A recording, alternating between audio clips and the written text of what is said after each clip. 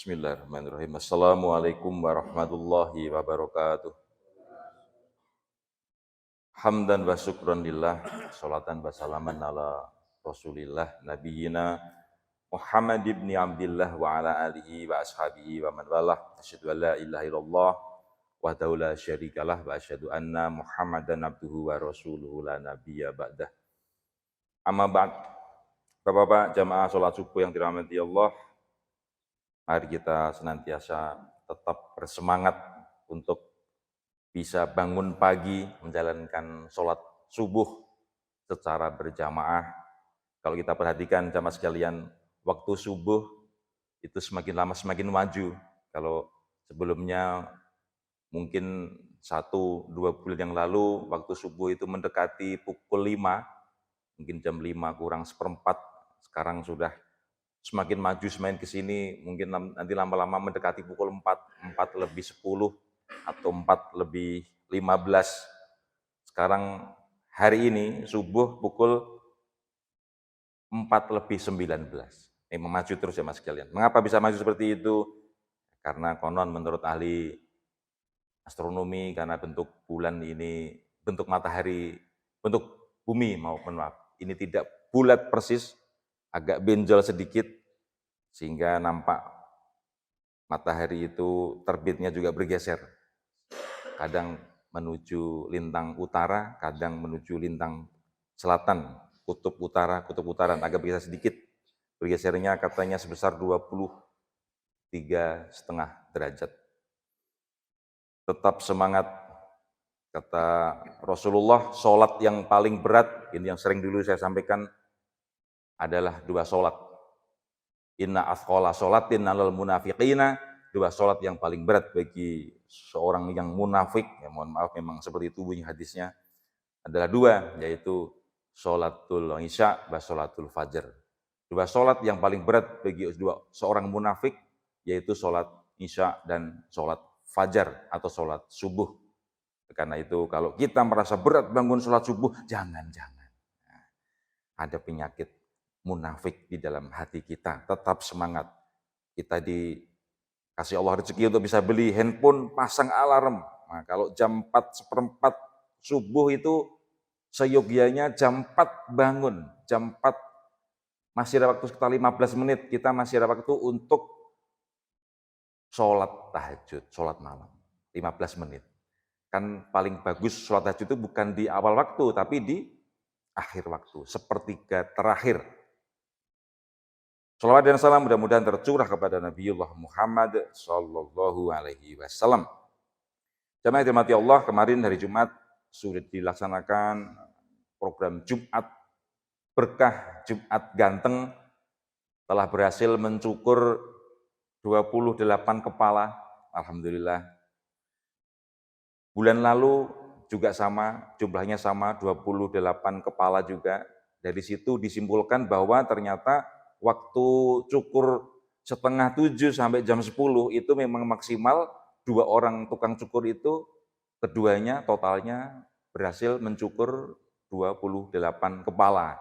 Kami mohon maaf kalau kemarin ternyata ada beberapa jamaah yang datang antri, akhirnya karena sudah mendekati injury time, sudah habis memang maksimal hanya sampai pukul 10, mohon maaf kalau ada yang sempat tidak tercukur. Itu kami laksanakan secara bulanan Bapak-Bapak sekalian. Tujuannya apa? Kalau terlalu sering, nanti khawatir tukang cukurnya tidak dapat order. Nah, kalau misalnya 2 minggu sekali, khawatir nanti tukang cukurnya nggak laku lagi, semua cukurnya di Al-Kahfi semua. Kami berharap itu hanya sebagai ya pemanis sajalah, agar mungkin yang tadinya orang tidak pernah ke masjid, oh tahu ada cukur gratis, ke masjid. Ke depan, minggu-minggu yang akan datang, rencana kami akan melaksanakan program donor darah. Kami ingin masjid ini tidak hanya sebatas tempat untuk menjalankan ibadah sholat, puasa, buka bersama, tarawih itu saja, tetapi ingin memberikan manfaat bagi masyarakat. Insya Allah, walaupun waktunya belum bisa ditentukan, tapi kami berencana akan mendorong anak-anak tarka, anak-anak remaja yang kemarin menjalankan tugas peringatan 17 Agustus, Nah, sekarang kita hire agar mereka dapat merapat ke masjid, nanti yang mereka yang menjadi ujung tombak pelaksanaan donor darah tersebut, insya Allah. Jemaah dimati Allah, kultum pada pagi hari ini berkutat masih masalah tentang haji, umroh, dan hal-hal yang terkait dengan kerajaan Saudi Arabia. Karena kalau Bapak-Bapak perhatikan, kultum tentang masalah sholat sering, puasa lumayan, zakat ya lumayan, puasa lumayan. Tapi kalau berkaitan dengan world view, bagaimana kita harus memandang perkembangan terakhir, hal-hal yang bersifat muasirah, bersifat kontemporer, kadang-kadang jarang untuk dibahas. Pada hari yang lalu dengan bagus sekali Bapak Profesor Dr. Insinyur Haji Yazid Bindar, nah beliau ini memang ahli fisika, menjelaskan tentang agama secara ilmiah, luar biasa. Tetap kita harus semangat mencari ilmu kemanapun kita berada. Jemaah sekalian, dalam setiap kultum itu hanya beberapa faktor tujuan. Yang pertama, tujuannya itu menambah iman dan takwa kita kepada Allah. Nah, yang kedua, menambah wawasan, menambah ilmu. Insya Allah, semua, baik bapak-bapak mendengarkan pengajian di masjid, di televisi, di radio, semua hampir Ustadz tujuan endingnya itu seperti itu. Nah, jemaah sekalian, yang pertama, yang terkait dengan masalah kerajaan Saudi Arabia, nah ini mohon maaf, nanti ada hal-hal yang sifatnya agak sensitif, barangkali kita berbeda pendapat, ya saya mohon dimaklumi saja jemaah sekalian. Tentang, yang pertama tentang peringatan Maulid Nabi. Kalau saya baca-baca fatwa ulama Saudi, saya punya kitab tebal berbahasa Arab, nama judulnya itu Fatwa Ulama Makkiyah, Fatwa Ulama Mekah, tebal sekali. Nah, di situ dijelaskan menurut ulama-ulama Mekah, peringatan Maulid Nabi itu termasuk kategori bid'ah. Luar biasa itu, memang agak keras sekali.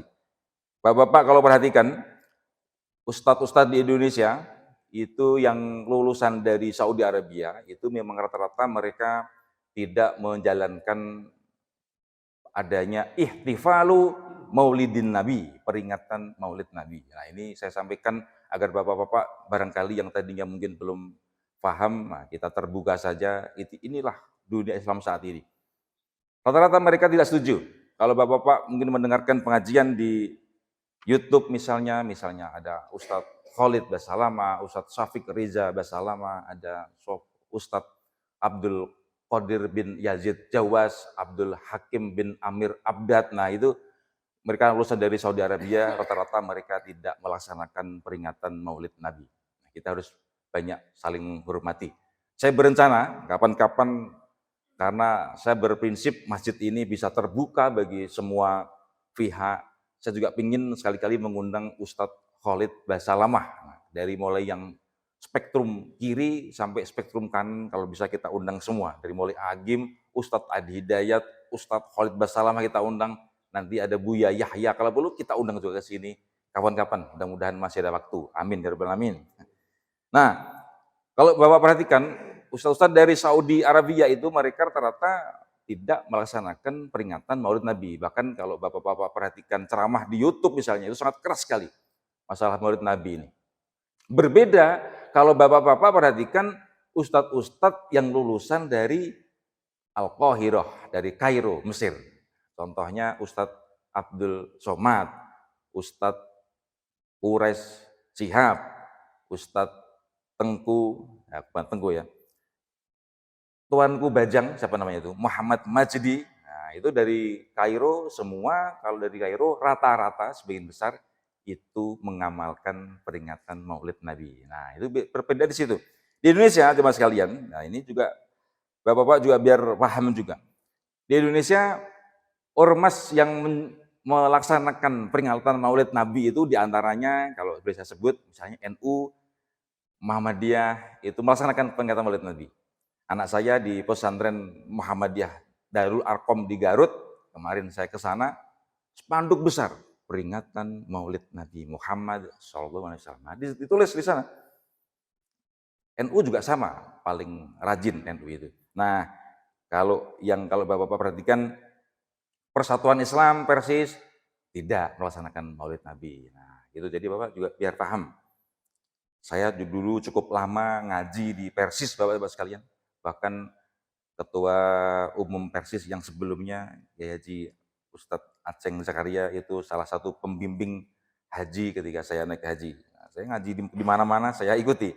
Nah, yang memang yang menurut saya agak menjadi kontroversi bagi saya agak sulit untuk memahami. Saudi Arabia itu mereka tidak melaksanakan peringatan Maulid Nabi, tetapi mereka melaksanakan yang dinamakan dengan nama Yaumul Watoni. Yaum itu hari, Watoni itu negara nasional, hari nasional. Mereka peringati setiap tanggal 23 September. Bahkan acuannya pun tanggalnya bukan tanggal Hijriah, bulan Syawal, Rabiul Awal, tidak. Tapi September, tiap 23 September kalau tidak salah, negara Saudi Arabia itu melaksanakan peringatan namanya Yaumul Watoni. Mereka kibarkan bendera kalimat tauhid la ilaha illallah setiap tanggal 23 September. Bahkan jemaah sekalian, kalau Bapak-Bapak perhatikan, nah saya sering memperhatikan ini, putra mahkota siapa namanya itu, Muhammad bin Salman MBS, itu kemarin mencetuskan yang dinamakan Yaumut Ta'sis, hari kelahiran negara Saudi Arabia, ditetapkan setiap tanggal 22 Februari. 22 Februari. Nah, nanti Bapak-Bapak perhatikan, itu baru dimulai kemarin, tahun ini saja. Yaumut Ta'sis, hari peringatan hari berdirinya kerajaan Saudi Arabia. Nah, itu contohnya. Jadi ini memang menurut saya ya agak sulit untuk diterima. Peringatan Maulid Nabi mereka keras sekali, tetapi ketika ada peringatan hari nasional mereka laksanakan, bahkan dengan besar-besaran. Dulu jamaah sekalian, tahun 80-an, kalau Bapak-Bapak perhatikan, di Saudi Arabia itu ada satu pekan peringatan kejayaan dakwah Syekh Muhammad bin Abdul Wahab. Ada dulu, diperingati setiap lama itu waktunya, satu pekan, satu mingguan setiap tahun. Nah itu dulu sempat dikritik juga oleh ulama-ulama yang lain. Mengapa Anda, mungkin Pak Habib beda, mengapa Anda tidak setuju dengan peringatan Maulid Nabi, tetapi ini memperingati peringatan kejayaan dakwah Syekh Muhammad bin Abdul Wahab rahimahullah. Wah itu dikritik, akhirnya sudah berjalan mungkin sekitar 1, 2, 3 kali, sekarang sudah nggak ada lagi peringatan itu. Nah, dulu banyak para ulama dari Indonesia diundang ke Saudi Arabia sana, ya intinya sih mereka mungkin bahasa kerennya itu untuk mereaktualisasikan dakwah Muhammad bin Abdul Wahab. Itu Pak, jemaah sekalian. Nah, ini perlu kami sampaikan jemaah sekalian agar kita bisa saling tasamuh, toleransi terhadap perbedaan yang seperti ini. Saya senang sekali, berbahagia sekali, Masjid Al-Kafi ini jamaahnya saya amati sudah relatif cerdas, tidak terombang-ambing atau tidak banyak konflik terhadap hal-hal yang sifatnya furu'iyah seperti itu. Banyak kalau saya amati masjid-masjid yang lain itu hanya masalah sepele, kadang antar jamaah itu gontok-gontokan, itu sering saya lihat. Kemudian jamaah sekalian, hal yang kedua lagi, ini jamaah juga biar paham juga, ini agak sedikit rumit. Jamaah sekalian, hampir sebagian masyarakat di Indonesia itu menganut paham teologi dalam ilmu tauhid, pahamnya itu, mazhabnya itu adalah Asy'ariyah. Nah ini agak sulit ini Pak. Cirinya jamaah sekalian, kita dulu ketika sekolah diajari misalnya adanya sifat 20. Bapak hafal Pak? Enggak hafal. Allah wujud, idam bako, mukholafatulil hawadithi. Apalagi Pak? Ya muhubi nafsihi. Nah kalau Bapak perhatikan, nah, dulu biasanya di kampung-kampung Pak, itu dinyanyikan ketika adzan menjelang iqomat. Ini bunyinya, salah satunya ini. Bapak nanti, mohon maaf, suara saya agak fales. Allah wujud idam baqa mukhalafatulil hawadithi qiyamuhu binafsihi wahdaniyah qudrat iradat ilmun hayat, sama basor kalam qadiron, muridan aliman hayyan samian basiron mutakaliman. Nah itu Pak, 20 semua itu. Wujud kidam bako. Suaranya dulu pernah menjuarai bintang radio televisi Pak, tahun 60-an. Nah, cuma sekalian, itu sifat 20. Kalau Bapak-Bapak dulu pernah diajari sifat 20, itu tandanya Bapak-Bapak dulu diajari madhab dalam hal tauhid, yaitu madhab Asy'ariyah. Nah, cuma sekalian, ini yang sering menjadi perbedaan pendapat dari dulu sampai sekarang, sehingga kadang suka saling menyesatkan. Kalau Saudi Arabia aja mas sekalian, itu mereka dalam hal ilmu tauhid mengikuti madhab Ibnu Taimiyah. Nah, mereka membagi tauhid menjadi 3. Yang pertama namanya tauhid rububiyah, yang kedua tauhid ilahiyah, yang ketiga tauhid asma wa sifat. Nah, jadi kalau Saudi Arabia itu tidak menggunakan tauhid 20, Allah wujud, qidam, baqo. Enggak, bahkan mereka, mohon maaf, kalau Bapak baca kitab-kitab dari Saudi Arabia itu mereka, mohon maaf, menyesatkan yang seperti itu. Nah ini kita, kemarin ketika khutbah juga saya sampaikan, kita itu jemaah sekalian harus menyadari, mau sifat 20 yang tadi, yang dinyanyikan dengan suara pales tadi, ataupun sifat 3 tauhid, tauhid rububiyah, uluhiyah, asma wa sifat, itu Pak jemaah sekalian, dua-duanya itu hasil istiqra, hasil penelitian ulama. Artinya apa? Itu hasil ijtihad. Nah, itu kita harus menyadari seperti itu. Artinya apa? Namanya hasil penelitian manusia itu bisa saja berbeda antara satu dengan yang lain. Nah, itu harus kita sadari. Jangan sampai kita itu ikut-ikutan ustadz yang kadang itu, mohon maaf, agak keras sehingga hanya masalah sepele, sesat, masuk neraka. Jangan. Kita ingin menarik orang itu masuk surga, jangan mudah untuk menyesatkan. Kita harus menyadari jemaah sekalian bahwa Allah kita sama. Bapak-bapak mau tidak setuju dengan paham yang ada di Saudi Arabia, tapi mereka Allahnya juga sama, yaitu Allah Subhanahu wa taala. Nabinya juga sama, Nabi Muhammad Shallallahu alaihi wasallam, Al-Qur'annya juga sama. Nah, jadi bapak-bapak harus ditumbuhkan perasaan di dalam hati. Walaupun kita mungkin berbeda paham dalam hal peringatan Maulid Nabi. Bapak setuju, saya tidak. Saya setuju, Bapak tidak. Enggak apa-apa, enggak masalah. Tapi kita saudara seiman. Kalau dalam bahasa ilmu hadis namanya kita sama-sama ahli kiblat. Ahlul kiblat, kiblatnya sama. Kiblatnya yaitu ke Baitullah, bukan ke Tel Aviv. Nah, kita harus tahu itu, kita harus menyadari. Kiblat kita sama, sholatnya sama. Sholat subuh juga sama. Bedanya ada yang pakai kunut, kadang ada yang tidak pakai kunut. Itu saja. Kalau Bapak perhatikan kan Imam Syafi'i juga gini Pak. Imam Syafi'i itu walaupun beliau itu berfaham kunut itu sebagai apa namanya? Sunnah ab'ad itu kalau salah ya Pak. Jadi kalau lupa itu beliau sujud sahwi. Tapi ketika beliau mendatangi kalau tidak salah itu Imam Abu Hanifah kalau salah atau Imam Malik, guru beliau tahu gurunya itu tidak pakai kunut, beliau juga tidak pakai kunut, gitu Pak. Nah ini saya cerita Pak, bapak saya itu Pak, bapak mertua saya itu, NU-nya NU, sudah NU kelas berat Pak. Beliau itu ketika haji atau umroh di Saudi Arabia nggak pakai kunut Pak. Itu ketika mau salam, mertua saya ini Pak, sujud sahwi. Loh Pak, ngapain sujud sahwi begitu selesai itu? Ya kan imamnya nggak pakai kunut, dia harus pakai kunut. Pak, walaupun NU yang nggak perlu gitu-gitu amat gitu. Itu mertua saya Pak, ini saya cerita ini. Tapi ketika saya ingatkan seperti itu, malah marah beliau Pak, sudah. Wah, ampun nggak tahu dalilnya. Waduh, habis saya Pak dimarahin sama mertua saya. Sudah, ampun Pak, sudah. Nah, maksud saya, kita itu saling bertoleransi. Kalau imamnya nggak pakai kunut, nggak perlu pakai kunut. Imamnya pakai kunut, bapak-bapak, kalau Syekh Utsaimin, ulama Saudi Arabia itu ketika imam Anda membaca kunut, angkat tangan, aminkan. Itu Pak. Itu pesan dari Syekh Utsaimin rahimahullah, salah seorang ulama kibar, ulama senior Saudi Arabia. Bapak jamaah sekalian, cukup sekian kultum pada pagi hari ini. Mudah-mudahan kultum singkat ini dapat menambah wawasan Saya yakin jamaah sekalian sudah cukup paham, tapi memang jarang membahas hal yang sensitif seperti itu.